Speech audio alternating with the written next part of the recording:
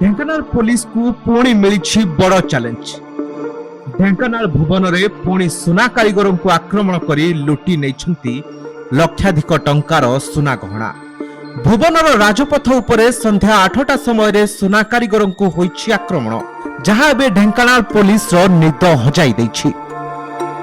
भुवन थाना अंतर्गत 53 नंबर जातीय राजपथर श्यामल छक निकट में राति जड़े सुना कारीगर को मरणात्मक आक्रमण कर लक्षाधिक सुना गहना लुटि नहीं। सुना कारीगर को प्रथम भुवन गोष्ठी स्वास्थ्य केन्द्र उपर कटक बड़ डाक्तरखाना को स्थानांतर करा जायछि। कारीगर जनक काम धरी निज दुकान को फेरुथिले, हेले जातीय राजपथ रे जिबा समय रे तांको किछि दुर्बृत्त छेकी रहिथिले। तांको भुजाली रे आक्रमण करी तांको ठारो लुटि नेले कानफुल और मंगलसूत्र।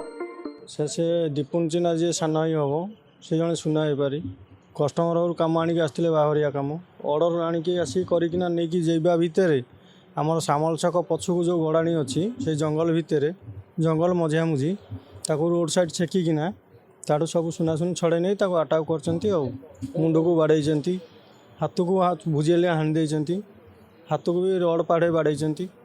तापर आम घर लोक इन्फेक्शन पाया भितर आसी उद्धार करके भुवन मेडिकल नेलु। भुवन मेडिकल रेफर कले कटक।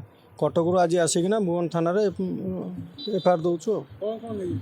गोटे मंगलसूत्र नहीं 3 ग्राम गोटे माल नहीं गोटे मुदीटे नहीं 19 ग्राम सुना टोटाल 480 टका। ए संपर्क में भुवन थाना अभियोग पर पुलिस पक्षर तनाघना एवं आरंभ चली। राति प्राय 8:40 समय लुट घटना घटी। भुवन एनएसी अंतर्गत राउत साइर सुना कारीगर दीपुन चिनारा मुंड को आक्रमण कर सबु सुना गहना छड़ाई नहीं दुर्बृत्त।